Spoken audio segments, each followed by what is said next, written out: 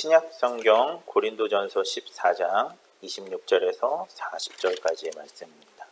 제가 가지고 있는 성경으로는 신약성경 281쪽 맞나요? 네, 280쪽, 281쪽 네요.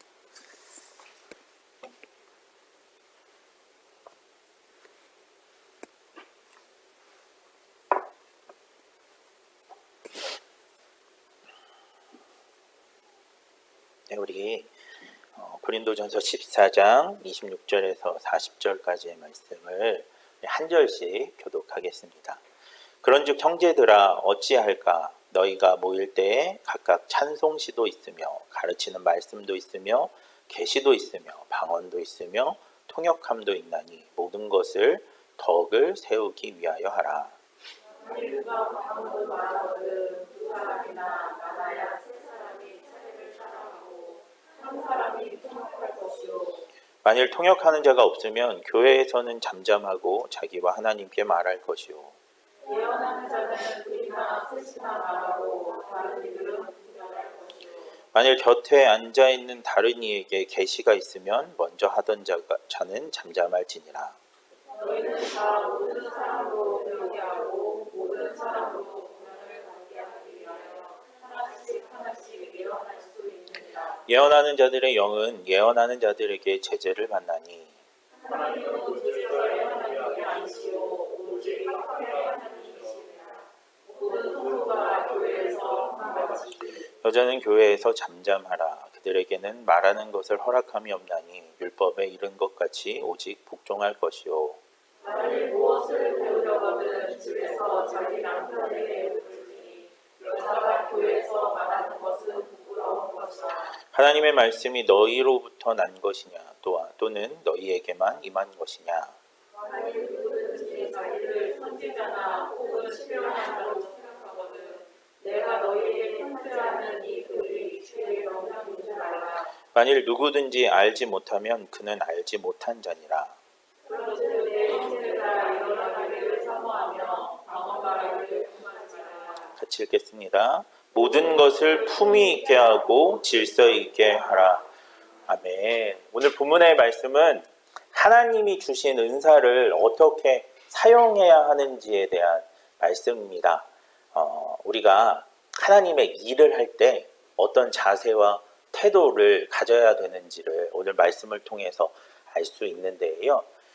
이 하나님의 일을 할 때 또한 하나님이 주신 은사를 사용할 때 혹은 이런 하나님의 은사와 하나님의 사역에 대한 일들을 우리가 나눌 때 우리가 무엇을 알 수 있냐면 우리가 직장 생활을 하거나 아니면 어떤 사회 공동체 속에서 살아갈 때 어떻게 하면 그 조직체를 건강하게 하고 그 공동체를 좋은 방향으로 이끌 수 있는지에 대한 내용도 오늘 본문을 통해서 살펴볼 수가 있습니다. 그러니까 직장 상사에게 예쁨 받으려면 어떻게 해야 되는지 또한 사람들이 나에 대해서 좋지 못한 생각을 가진 것 같다라고 생각이 들 때 어떻게 하면 그런 마음들을 이렇게 개선하고 사람들로 하여금 좋은 마음들을 갖게 할 수 있는지에 대해서도 오늘 말씀을 통해서 좀 살펴볼 수가 있습니다. 오늘 두 가지의 이야기를 좀 할 건데요. 우리가 직장에서 예쁨 받는 방법 또는 하나님의 일을 할 때 교회에서 봉사하고 헌신할 때 공동체의 덕이 되는 방법 또한 하나님의 은사를 사용할 때 그것이 다른 사람의 유익이 되고 교회를 세우는 방법 이것에 대해서 두 가지의 이야기를 하는데요. 그 두 가지의 이야기가 오늘 우리가 읽은 본문 말씀 40절에 이렇게 정리되어 있습니다. 모든 것을 품위 있게 하고 질서 있게 하라. 아멘. 어떻게 하라고요? 품위 있고 질서 있는 사람이 되라고 오늘 성경은 이야기하고 있습니다. 여기서 말하는 품위가 뭘까? 여기서 말하는 품이 있다라고 하는 말의 의미가 무엇일까? 오늘 말씀을 좀 가만히 살펴보면요. 품이 있다라고 하는 것은요. 나의 유익이 아니라 다른 사람의 유익을 구하는 사람을 보면 우리는 품이 있다고 얘기합니다. 다시 한번 설명을 할게요. 내가 편하고 좋은 것을 선택하는 것이 아니라 다른 사람이 편하고 좋은 것을 선택하는 사람을 보면 우리는 그 사람이 품이 있다고 얘기합니다. 그리고 이런 품이 있는 사람이 공동체에 많아지면 그 공동체는 흥왕하여지고, 이런 품이 있는 사람이 그 공동체를 장악하고 리더가 되면 그 리더로 말미암아 그 공동체에 속해 있는 다른 사람들이, 속해 있는 사람들이 건강하게 되고 행복하게 되고 그 삶이 복되고 아름답게 되는 역사가 이루어지게 됩니다. 그러니까 하나님의 은사는, 그리고 하나님의 사역을 할 때에는 우리가 어떻게 사역을 하고 은사를 사용해야 하는가? 품위 있게 은사를 사용하고 품위 있게 사역을 하고 품위 있게 공동체를 세워나가는 사람이 되어야 한다라고 이야기하는 것입니다. 그러면 다른 사람의 유익을 위해서 은사를 사용하고 품위 있는 사람이 되기 위해서, 그리고 교회를 덕스럽게 하는 사람이 되기 위해서 그러면 어떻게 해야 하는가? 구체적으로 사도 바울은 26절에서 30절에 이런 말씀을 합니다. 너희가 만약에 하늘의 언어라고 표현되어지는 방언을 하는 사람, 방언을 하는 은사가 있다라고 한다면 너희가 방언의 은사를 가지고 기도할 때, 또 방언의 은사를 사용할 때 반드시 통역하는 사람을 옆에 두라고 이야기하고 있습니다. 또한 우리의 삶에 이걸 어떻게 해야 하지? 이 문제를 어떻게 해결해야 되지라고 고민하는 사람에게 하나님의 말씀과 하나님의 뜻을 알려주는 예언의 은사를 가지고 있는 사람이 있다라고 한다면 예언의 은사를 사용할 때 그냥 무분별하게 그 예언의 은사를 사용할 것이 아니라 그 옆에 반드시 그 예언이 성경적인지 옳은 예언인지 분별할 수 있는 사람, 그 확인할 수 있는 사람을 옆에 두라고 이야기하고 있습니다. 그러니까 다른 사람의 유익을 구하고 공동체의 유익을 구하는 품이 있는 사람, 또 품이 있는 사역은 어떤 사역인가?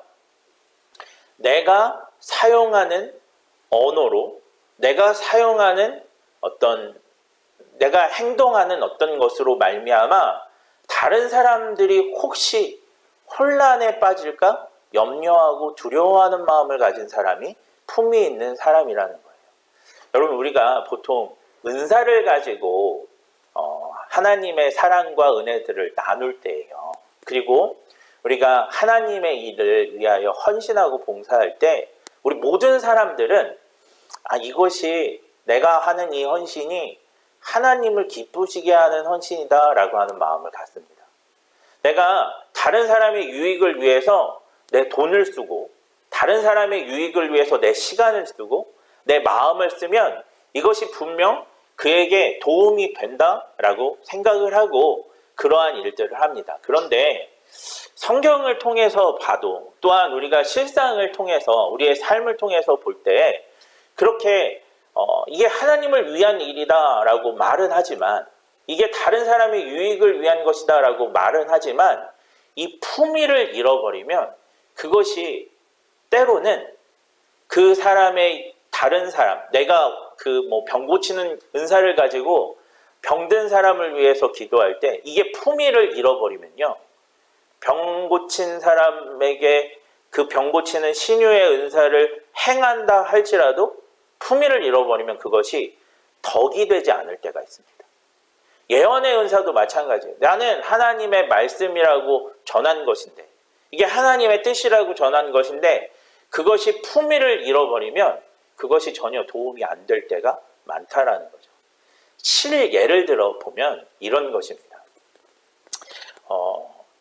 과거에, 오늘날에는 좀 덜 하지만 과거에 한국교회에 이런 일들이 굉장히 비일비재하게 일어났습니다. 그게 무엇이냐면요, 어떤 암에 걸린 사람, 시한부 판정을 받고 암에 걸린 사람이 있으면 누군가가 찾아와서 이렇게 얘기하는 거예요. 어떤 분이 굉장한 신유의 은사를 가졌는데 그분에게 가서 기도를 받으면 낫는다. 그러니 그 시한부 판정을 받은 너도 한번 가서 기도를 받아봐라 라고 하는 이야기를 전해주는 사람이 굉장히 많았습니다. 그런 일들이 실제로 일어나기도 했고, 그런 기도를 받아서 시한부의 판정을 받고 병에서 나음받은 사람도 실제로 있기는 합니다. 그런데 문제가 있어요. 어떤 문제가 있냐면 품위를 잃어버린 신유의 은사를 가진 사람들이 나타나서 이런 식으로 행동하는 거예요. 어떤 식으로 행동하냐면 당신의 암을 위해서 내가, 당신의 병을 위해서, 당신의 병 고침을 위해서 내가 기도했는데 하나님이 은혜를 주시겠다고 하십니다. 그런데 하나님이 은혜를 주시기 전에 당신이 먼저 복 받을 일을 했으면, 은혜 받을 일을 했으면 좋겠습니다. 당신 뭔가 과거에 하나님 앞에 마땅히 드려야 할 것이 있었는데 드리지 않은 것이 있습니까? 라고 묻는 거예요. 혹시 11조 떼먹은 것 있지 않습니까? 혹시 하나님 앞에 감사해야 하는데 감사한 거 빼먹은 거 있지 않습니까? 그러면서 당신이 이 신유의 은사를 경험하기 원한다면 5천만 원을, 1억을 헌금해야 한다라는 이야기들을 전하는 거죠. 기도 받기를 원하면 1억을 5천만 원을 헌금해야 된다라는 이야기를 전하는 거예요. 보통 이런 경우는 진짜가 아닙니다.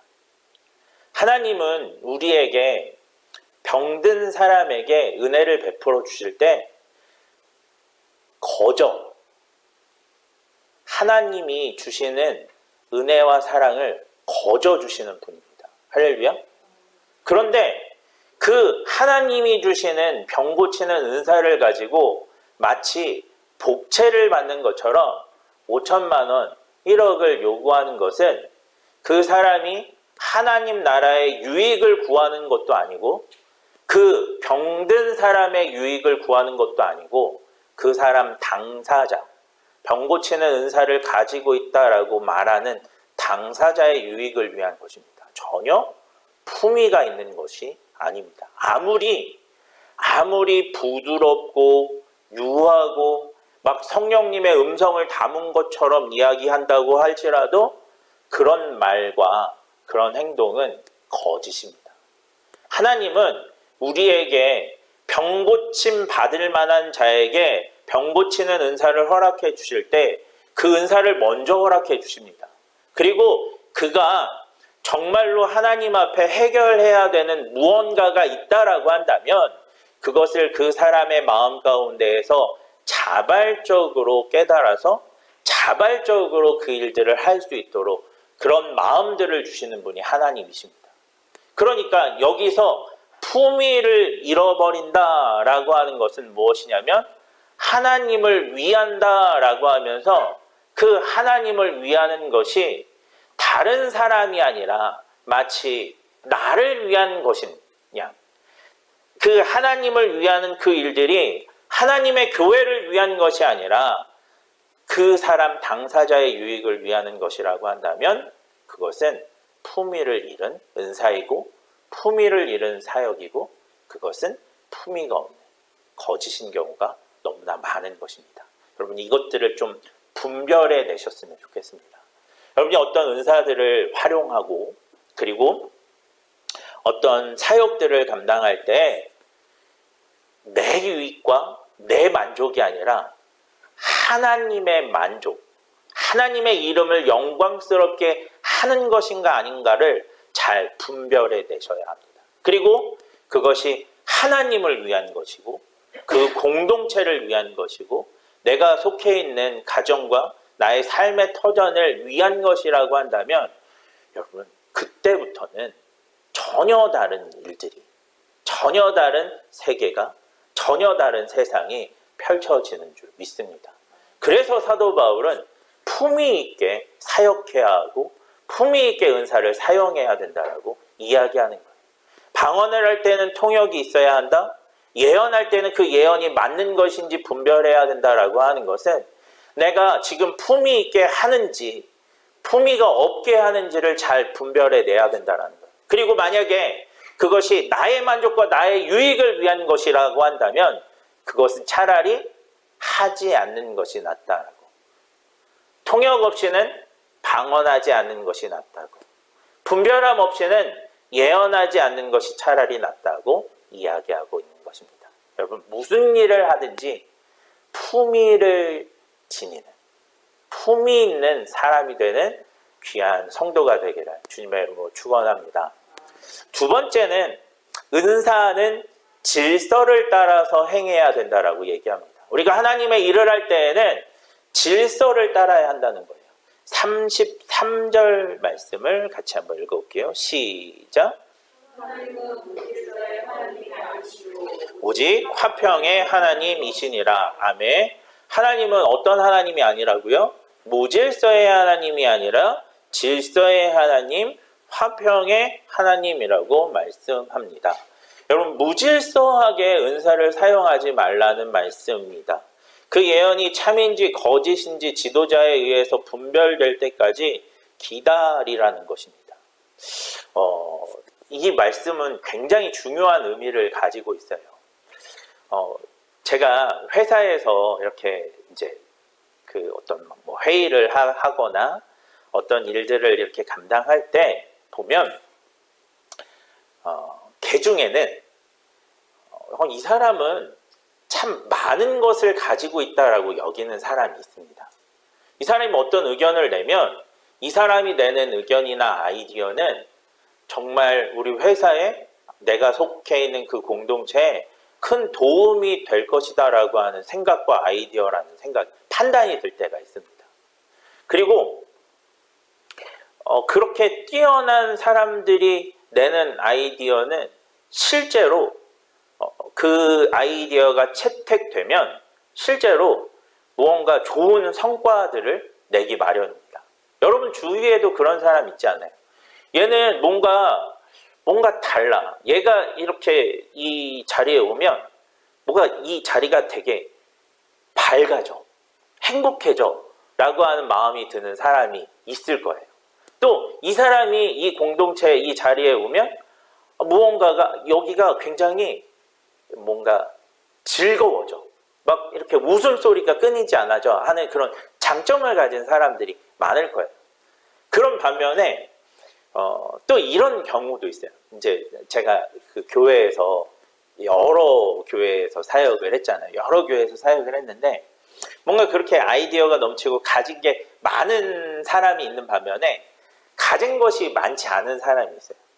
보통 어떤 부장 자리, 뭔가 교육부서의 부장 자리에 있는 분들을 보면 이렇게 사회적으로 봤을 때 이렇게 성공한 사람, 이런 사람들이 교육부서에서 부장 하시는 분들도 꽤 많이 있었는데, 근데 그렇지 않은, 뭔가 보면 그냥 가정에서 그냥 이렇게 소소하게 그냥 소일거리 하시면서 성실하게 그냥 기도하고 성실하게 하시지만 이렇게 찬양 인도도 잘 못하고 뭔가 회의 주제도 잘 못하고 그런 분이 부장을 할 때도 있어요. 그러니까 약간 어떻게 보면 이렇게 톡톡 튀는 총무님, 선생님들보다는 부장님이 개인적 역량에서는 그게 뛰어나지가 않은 거예요.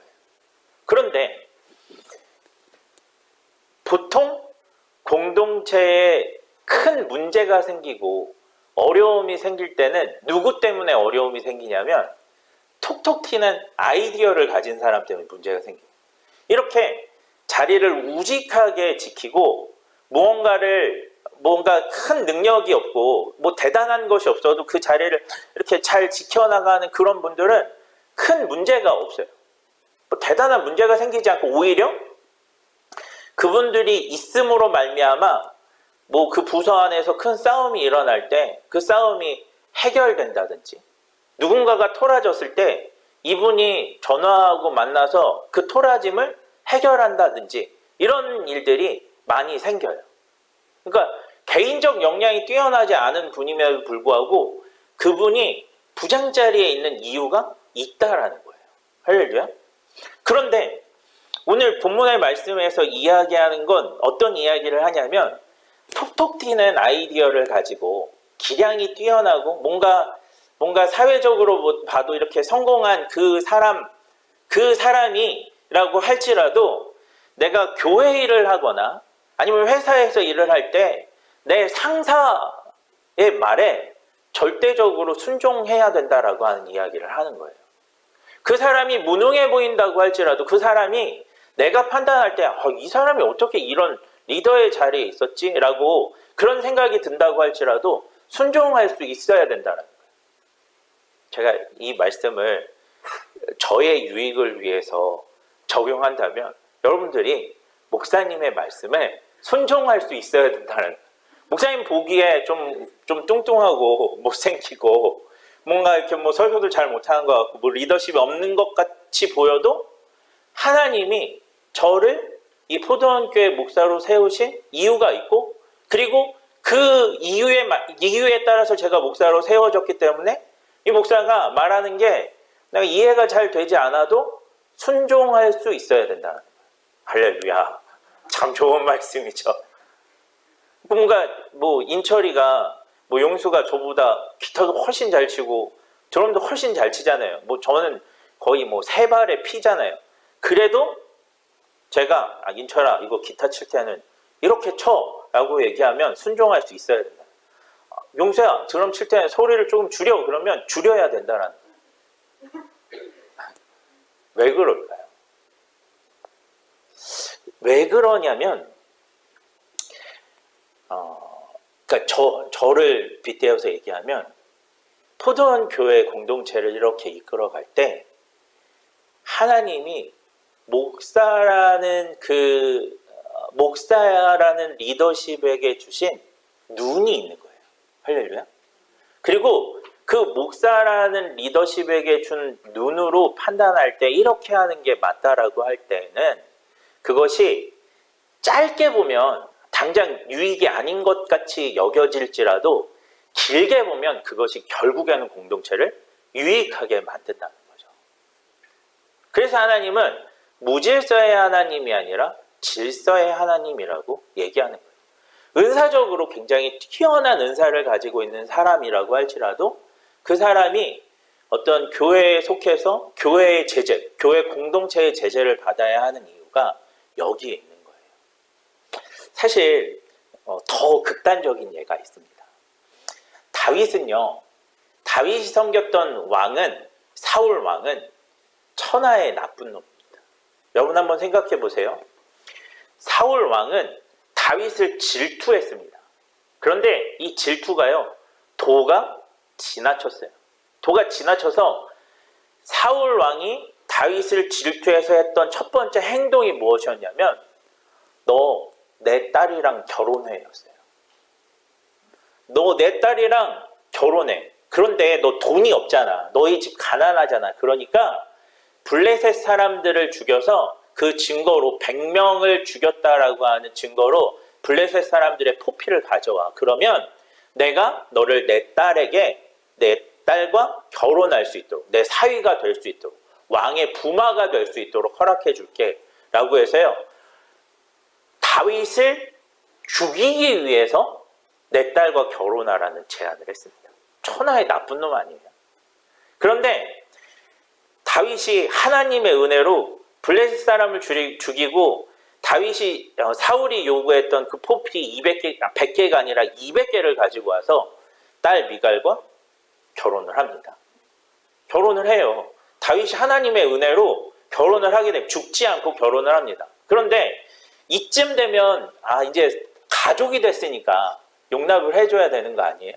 그런데 그 다음에 했던 일이 무엇이냐면 사울이 악신이 들려서 머리가 아플 때, 괴로울 때, 미쳤을 때 다윗이 수금을 타면 사울의 머리가 깨끗이 맑아지는 하나님의 신유의 역사가 일어났거든요.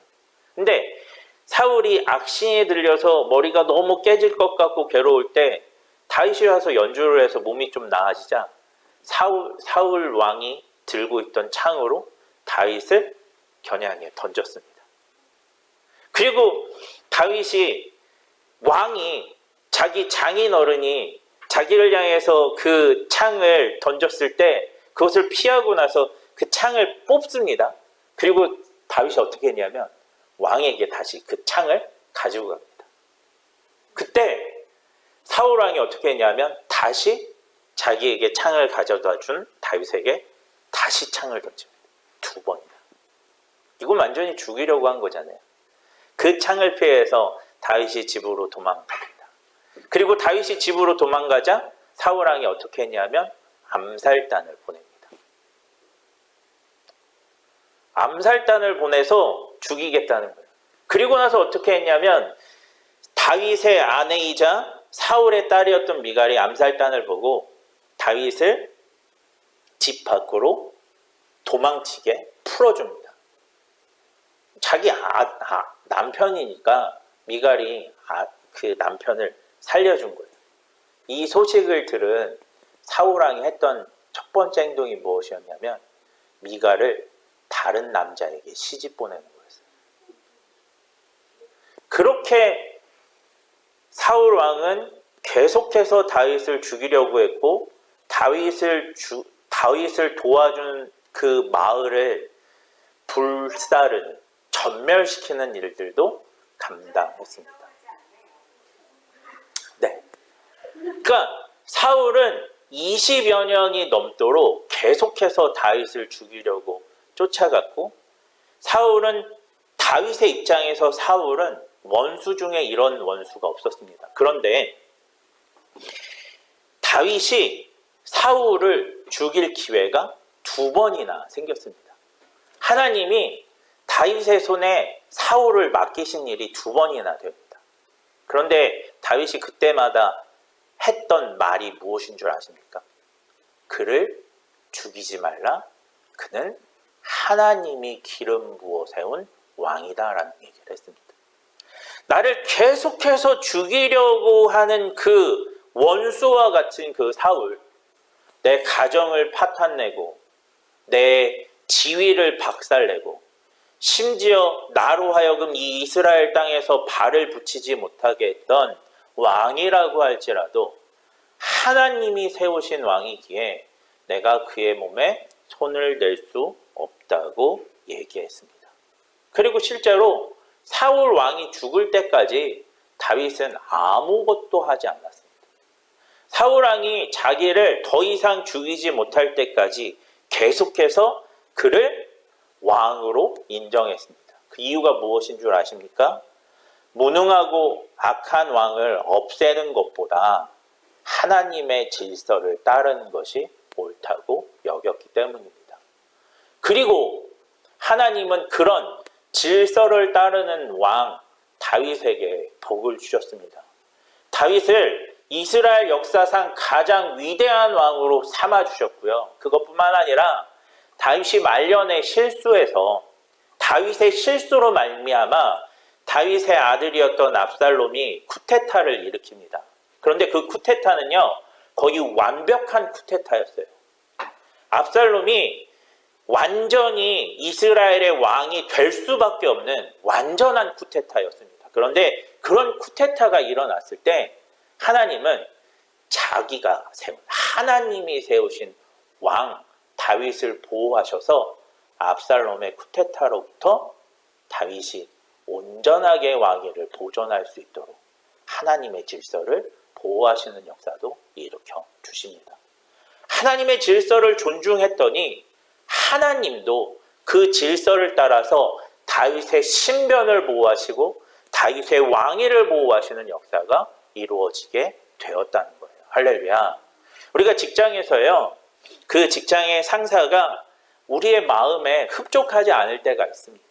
우리가 학교에서 그 교수님이요, 내 마음에 흡족하지 않을 때가 있어요. 가정에서 부모님이 내 마음에 흡족하지 않을 때도 있습니다. 그런데요, 우리가 하나님의 질서를 따라서 부모에게 공경하면 그 리더십이 하나님이 세우신 리더십이라고 인정하며 나아가면, 그리고 그렇게 인정하고 그것이 내가 생각할 때 옳지 않아, 내가 생각할 때 그거는 좀 부족한데 라고 판단될지언정 그 말씀에 순종하며 나아가면 그것을 통해서 하나님께서 하나님의 공동체를 아름답게 세워 나아가신다는 거예요. 할렐루야. 그 무능해 보이는 리더를 통해서, 그 무능해 보이는 목사를 통해서 그 공동체가 하나님이 기뻐하시는 공동체로 세워주신다라는 거예요. 할렐루야. 그리고 내가 생각할 때 공경할 수 없는 그 존재를 통해서 그 존재가 변화를 받든, 그 존재가 어떤 새로운 깨달음을 얻든, 그 존재가 어떤 생각과 마음을 하던 간에 상관하지 않으시고 그 하나님의 질서를 따라서 순종하고 공경하고 따르는 나의 순종과 나의 질서를 통해서 하나님이 또한 놀라운 은혜와 사랑들을 베풀어 주시는 것이죠. 이 말씀을 좀 기억했으면 좋겠습니다. 다윗이 사울왕을 죽이지 않아서 어떤 결과가 이루어진 줄 아십니까? 이스라엘이 블레셋에 전복당하지 않고 멸망당하지 않는 일이 이루어졌습니다. 그래서 다윗이 사울을 이어 이스라엘의 2대 왕이 될 수 있었던 거예요. 오늘 우리가 우리의 가정 가운데 부모님의 말씀에 순종하면, 공경하면 그 공경 때문에 우리가 자녀에게 공경받는 부모가 되는 것입니다. 또한 우리가 직장에서 리더십에게 순종하며 그렇게 최선을 다해서 성실하게 나아가면 누군가에게 또 존경받는 그런 리더십으로, 그리고 그 공동체를 살리는 리더십으로 세워지는 것이죠. 이 말씀을 좀 기억했으면 좋겠습니다. 여러분이 이러한 품이 있고 질서 있는 사역자, 품이 있고 질서 있는 성도, 품이 있고 질서 있는 삶을 살아가는 자가 되어질 때에 오늘 저와 여러분을 통해서 여러분의 가정이, 여러분의 삶의 터전이, 여러분이 함께하고 있는 이웃과 친구들이 그렇게 하나님의 은혜와 복과 사랑을 누리는 그런 역사를 경험하게 되는 줄 믿습니다. 이 말씀 기억하면서요, 오늘 저와 여러분이 품이 있는 사람, 질서에 순종하는 사람이 되기를 주님의 이름으로 축원합니다.